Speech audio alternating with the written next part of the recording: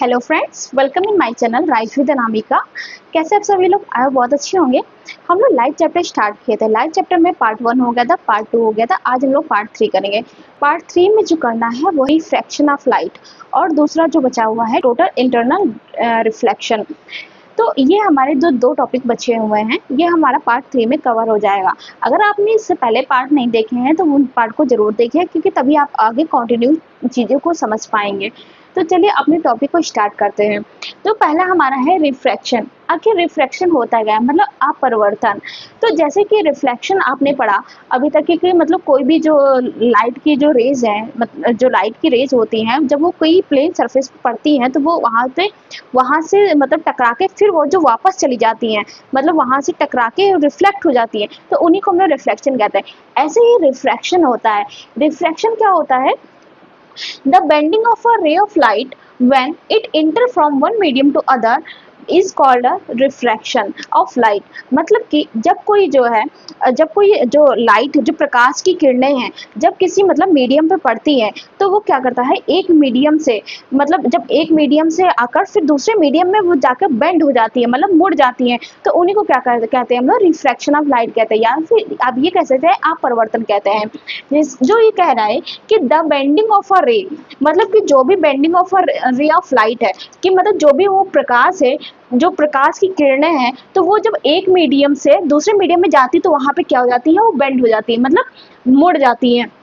उन्हीं को हम लोग रिफ्लेक्शन कहते हैं। जैसे कि ये हमारा, ये मान लीजिए मतलब ये हमारा एक सरफेस मान लीजिए, ये हमारी नॉर्मल रे, यहाँ पे एक लाइट की एक इंसिडेंट रे आ रही है। तो जब इंसिडेंट रे हमारे जब यहाँ पे इंटर करती है तो वो एक मीडियम से क्या होता है, जब दूसरे मीडियम की तरफ आती है तो वो रे क्या होती है, वो रिफ्रैक्ट हो जाती है, मतलब इसको क्या कहते हैं, रिफ्रैक्टेड रे। तो वो क्या कहते हैं, बेंड हो जाती है। आपने एक एग्जाम्पल देखा होगा कि जैसे मान लो कांच का ग्लास है, उसमें पानी भरा, तो आप जब उसमें पेन डालेंगे या पेंसिल डालेंगे तो पेन को पेंसिल आप ऐसे इंटर डालते हैं उसमें, लेकिन वो हल्की सी ऐसे मुड़ी हुई दिखती है।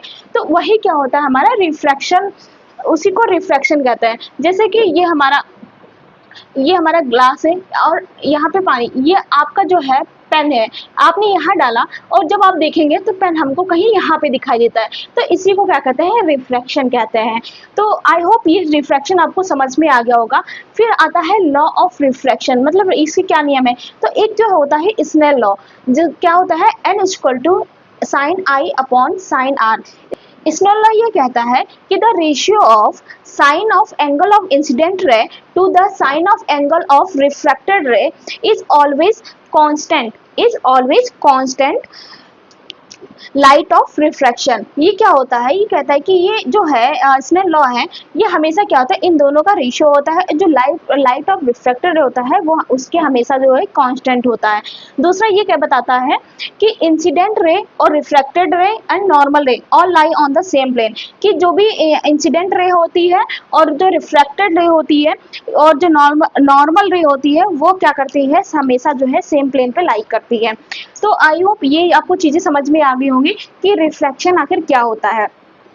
जब भी कोई मतलब प्रकाश, लाइट जो है, लाइट की रेज आती है तो एक डेंसर से दूसरे मतलब एक मीडियम से जब दूसरे मीडियम में जाती है तो दूसरे मीडियम में जाके वो जो बेंड हो जाती है उन्हें रिफ्रैक्शन कहते हैं। उनके कुछ लॉ है, एक स्नेल लॉ जो sine i upon sine r, जो साइन आई है वो एंगल ऑफ इंसिडेंट रे और sine i angle of refracted ray. और ये हमारा जो है इंसिडेंट रे, रिफ्रैक्टेड रे, नॉर्मल रे, ये क्या कहते हैं, एक प्लेन पे लाई करते हैं। आई होप इतनी चीजें आपको समझ में आ गई होंगी। अब इसमें एक चीज नोट कर लीजिए,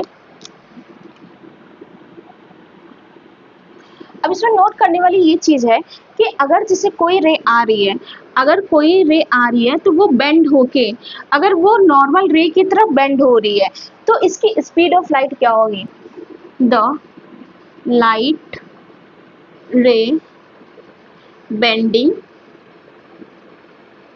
टूवर्ड द नॉर्मल रे। इसका मतलब ये है कि जो लाइट आ रही है तो जो नॉर्मल रे की तरफ जो बेंड हो रही है, तो इसमें जो है स्पीड ऑफ लाइट क्या होगी, तो इसमें जो स्पीड ऑफ लाइट क्या होगी, घटेगी। क्या होगा, डिक्रीज होगा। क्या होगा, डिक्रीज होगा। ऐसे ही एक मीडियम बनता है, जैसे कि ये क्या है, ये हमारा, ये रेयर है और ये डेंसर है। ऐसे ही मान लो कि कोई रे गई और यहाँ से गई, ये हमारा डेंसर है, डेंसर से और फिर रेयर की तरफ गई और ये नॉर्मल से क्या हुआ, मतलब अपोजिट, मतलब उसके नॉर्मल से दूर जा रही है, कि मतलब जो लाइट रे है वो अभी फ्रॉम द नॉर्मल रे हो रहा है। तो इसमें क्या करेंगे, ये रेयर हो गया, तो लाइट रे अवे फ्रॉम द नॉर्मल रे। इसमें क्या होगा, जो लाइट है लाइट जो डेंसर से रेयर की तरफ जाएगी, उसमें जो लाइट रे वो क्या होगा, वो नॉर्मल रे से दूर भागेगी, मतलब उससे दूर होगी, अवे फ्रॉम द नॉर्मल रे। और इसमें क्या होगा, जो इंसिडेंट से जो रेयर से डेंसर में आ रही है, तो उसमें क्या होता है, जो भी लाइट आएगी वो नॉर्मल रे की तरफ, मतलब उधर टुवर्ड उसके तरफ झुकाव होगा उसका। तो आई होप ये चीजें आपको समझ में आ गई होंगी। अब लेंस देखिए, अभी तक हम लोग मिरर पढ़ रहे थे, अब हम लोग लेंस के बारे में पढ़ेंगे। लेंस हमारा दो प्रकार से होता है, एक कॉनकेव लेंस होता है, एक कॉन्वेक्स लेंस होता है। तो जो कॉन्वेक्स लेंस और कॉनकेव लेंस, जो कॉन्वेक्स लेंस होता है उसे हम लोग कन्वर्जिंग लेंस बोलते हैं, और जो कॉनकेव लेंस होता है उसे हम लोग क्या कहते हैं, डाइवर्जिंग लेंस कहते हैं। ये तो सेम नाम है दोनों का, कॉन्वेक्स को हम लोग कन्वर्जिंग लेंस भी कह सकते हैं, कॉनकेव को डाइवर्जिंग लेंस भी कह सकते हैं। अब एक चीज जो नोट करने वाली चीज है, जैसे मान लो कहीं पे उत्तल दर्पण है और अवतल लेंस है, तो उनकी जो इमेज होगी सेम होगी, मतलब उनके सेम प्रॉपर्टी होंगे। अगर कहीं पे अवतल दर्पण है और उत्तल लेंस है, तो वहां पे सेम इमेज बनेगी, मतलब सेम प्रॉपर्टी होगी दोनों की। तो ये चीजें आपको मतलब नोट करने वाली चीजें हैं, ये जहाँ उत्तल दर्पण अवतल लेंस है वहाँ सेम इमेज, जहाँ अवतल दर्पण उत्तल लेंस है वहाँ पे सेम इमेज बनेगी। लेंस हमारा दो प्रकार से होते हैं, convex lens, concave lens. Convex lens को कन्वर्जिंग लेंस कहते हैं और कॉनकेव लेंस को डाइवर्जिंग लेंस कहते हैं। आई होप इतनी चीजें आपको समझ में आ गई होंगी। मायोपिया और हाइपरमेट्रोपिया। अब मायोपिया क्या होता है, निकट दृष्टि दोष। इसमें क्या होता है मतलब निकट दृष्टि दोष है, जो इसमें क्या होता है, पास की चीजें हमें अच्छे से दिखाई देती हैं, मतलब जो भी हमारे आसपास की चीजें हैं जो पास में है वो हम लोग अच्छे से देख सकते हैं, और जो दूर की चीजें होती हैं उनको हम लोग को देखने में प्रॉब्लम होती है, वो हमें सही से नहीं दिखाई देती है, तो वो हमारा होता है मायोपिया। इसमें जो हम लोग किस प्रकार का लेंस यूज करते हैं इसको सही तरीके से देखने के लिए, तो इसमें हम लोग कॉनकेव लेंस का यूज करते हैं। दूसरा होता है हाइपरमेट्रोपिया, इसका जस्ट अपोजिट होता है, मतलब कि दूर दृष्टि दोष। इसमें क्या होता है, हमें दूर की चीजें अच्छी दिखाई देती है, मतलब क्लियर साफ दिखाई देती है, और जो हमारे आस पास में चीजें होती हैं वो हमें साफ नहीं दिखाई देती हैं। तो इस प्रकार चीजों को देखने के लिए, इसको सही करने के लिए हम लोग कौन सा लेंस प्रयोग करते हैं, वो कॉन्वेक्स लेंस यूज करते हैं। अब नेक्स्ट हमारा जो आता है कलर ब्लाइंडनेस। बहुत से लोगों को कलर को पहचानने में दिक्कत होती है, प्रॉब्लम होती है, तो यह जो होता है ये जेनेटिक डिसीज है, मतलब जेनेटिक द्वारा यह प्रॉब्लम होती है। तो जो ये कलर ब्लाइंडनेस होता है, जेनेटिक डिसीज होती है, इसमें क्या होता है कि इंसान जो है वो मतलब कलर में फर्क नहीं पता कर पाता है, कि लाल को हरा, हरा को लाल, इस टाइप के कलर को बताता है, मतलब it can't distinguish between red and green colour, मतलब वो लाल और हरे में कलर में अंतर नहीं पता कर पाता। वो क्या लाल और हरा ही नहीं होता, और भी कलर्स होते हैं जिनके बीच में वो अंतर नहीं बता पाता है।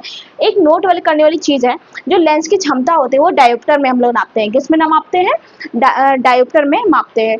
तो आई होप इतनी चीजें आपको समझ में आ गई होंगी कि रिफ्रैक्शन क्या होता है, लेंस कितने प्रकार के होते हैं, और मायोपिया और हाइपरमेट्रोपिया क्या होता है। आई होप आपको इतनी चीजें समझ में आ गई होंगी। अब जो हमारा लास्ट टॉपिक बचा हुआ है, टोटल इंटरनल रिफ्लेक्शन, तो हम लोग उसको कवर करेंगे। अब हम लोग देखेंगे टोटल इंटरनल रिफ्लेक्शन, ये क्या होता है टोटल इंटरनल रिफ्लेक्शन।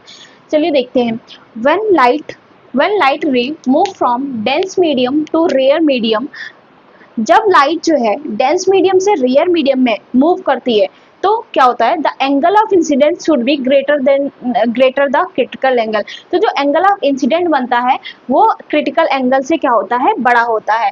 अब फिर जो है, जैसे कि यहाँ पे जो भी लाइन है, जो यहाँ पे जो रेयर डेंसर से जो है मूव करती है रेयर की तरफ, तो इसमें क्या होता है कि जैसे जो रे है वो पास होती जाती है, फिर क्या होता है, एक ऐसी रे होती है जो वापस रिफ्लेक्ट होके उसी मीडियम में वापस आ जाती है, उसी को हम लोग क्या कहते हैं, टोटल इंटरनल रिफ्लेक्शन, उसी को कहते हैं। तो कह रहा है when light ray travel from denser medium to rare medium, जब कोई भी लाइट रे जो है ट्रेवल करती है डेंसर मीडियम से रेयर मीडियम में, the angle of incident exceed the critical angle. तो जो एंगल ऑफ इंसिडेंट होता है वो क्रिटिकल एंगल को बढ़ाता है। द लाइट रे completely reflected back in the same medium. तो फिर जो जब वो क्रिटिकल एंगल जब बढ़ता है तो जो लाइट रे होती है वो क्या करती है, कंप्लीटली जब वो क्या रिफ्लेक्ट होकर वो फिर से जो है completely back in the same medium, वो अपने ही मीडियम में, जिस मीडियम से वो स्टार्ट करता है उसी मीडियम में वो वापस आ जाता है, रिफ्लेक्ट हो जाता है। तो मान लो उसने डेंसर से स्टार्ट किया रिफ्लेक्ट होना, और जब क्रिटिकल एंगल जब ज्यादा बढ़ जाता है तो वो उसी मीडियम में आके क्या करता है, फिर से रिफ्लेक्ट कर जाता है। तो जो ये रिफ्लेक्शन होता है उसी को हम क्या कहते हैं, टोटल इंटरनल रिफ्लेक्शन कहते हैं। आई होप आपको टोटल इंटरनल रिफ्लेक्शन समझ में आ गया होगा। अब ये टोटल इंटरनल रिफ्लेक्शन जो है यूज कहाँ होता है, आपने हीरे का चमकना सुना होगा। जो हीरा चमकता है वो किसकी वजह से होता है, वो टोटल इंटरनल रिफ्लेक्शन की वजह से ही चमकता है। इसके साथ साथ जो है जो कांच के टुकड़े होते हैं जो टूट जाते हैं, तो कांच के टुकड़े का जो चिटकना होता है, जो उसमें चमक होती है, वो भी टोटल इंटरनल रिफ्लेक्शन के कारण ही होती है। तो आई होप आपको टोटल इंटरनल रिफ्लेक्शन समझ में आ गया होगा। अब हम लोग देखेंगे ऑप्टिकल फाइबर क्या होता है। तो ऑप्टिकल फाइबर जो होता है वो किस पे बेस होता है, वो टोटल इंटरनल रिफ्लेक्शन पे बेस होता है। किस पे बेस होता है, टोटल इंटरनल रिफ्लेक्शन पे। इसका यूज कहाँ होता है ऑप्टिकल फाइबर का, तो इसका यूज जो है कम्युनिकेशन में हम लोग ऑप्टिकल फाइबर का यूज करते हैं। नेक्स्ट है हमारे डिस्पर्जन। ये हमारा इस चैप्टर का लास्ट टॉपिक है डिस्पर्जन। अब डिस्पर्जन क्या होता है, आप सबने रेनबो तो देखा होगा, रेनबो के बारे में पता भी होगा, जो उसमें 7 कलर्स होते हैं। तो ये उसी का कॉन्सेप्ट है, उसी के बेस पे जो है हमें रेनबो में 7 कलर्स दिखाई देते हैं। जैसे सनलाइट है तो सनलाइट में जो व्हाइट कलर जो रेज होती हैं, तो व्हाइट वो क्या होता है, 7 कलर उसमें होते हैं। तो जैसे कि when sunlight passes through the prism, जब कोई सनलाइट जो है एक प्रिज्म, ये हमारा प्रिज्म है, तो जब कोई सनलाइट जो है पासेस थ्रू द प्रिज्म, तो जब हमारे प्रिज्म से पास होती है तो द स्प्लिटिंग ऑफ रे इनटू 7 कलर। तो जब यहाँ से एक रे सनलाइट जो पास हुई एक प्रिज्म से, तो जो वो लाइट जो है फैलती है 7 कलरों में, जिन्हें हम लोग क्या बोलते हैं, विब्ग्योर बोलते हैं। मतलब VIBGYOR, विब्ग्योर बोलते हैं। कलर आफ्टर रिफ्रैक्शन इसका डिस्पर्जन, इसी को हम लोग डिस्पर्जन बोलते हैं। तो इसमें जो मतलब जो हमारे 7 कलर होते हैं रेनबो में, मतलब एक प्रिज्म में, तो इस जो इसमें 7 कलर एक रिफ्लेक्शन के द्वारा जो हमें 7 कलर दिखाई देते हैं उसी को हम लोग डिस्पर्जन बोलते हैं। अब जो इसमें 7 कलर होता है, तो जैसे जो डिस्पर्जन हुआ, मान लो ये हमारा डिस्पर्जन पोर्शन है, तो ये हमारा जो है V मतलब वायलेट और R क्या है, रेड। तो इसमें जो सबसे ज्यादा मैक्सिमम जो वायलेट है, इसमें सबसे ज्यादा मैक्सिमम जो सबसे ज्यादा हमें दिखता है कलर, वो हमें वायलेट कलर का होता है। और जो सबसे मिनिमम, जो सबसे कम होता है, वो हमारा रेड होता है। ये क्या होता है, सबसे मिनिमम होता है, मिनिमम होता है। तो मैक्सिमम वायलेट कलर होता है और मिनिमम रेड कलर का डिस्पर्जन होता है। तो आई होप आपको इतनी चीजें समझ में आ गई होंगी, और ये चैप्टर यहीं पे कंप्लीट होता है। अगर इस चैप्टर में मतलब 3 पार्ट बने हैं, और अगर आपने नहीं देखा तो सारे पार्ट को जरूर देखिए। कोई डाउट है तो कमेंट करके जरूर बताइए।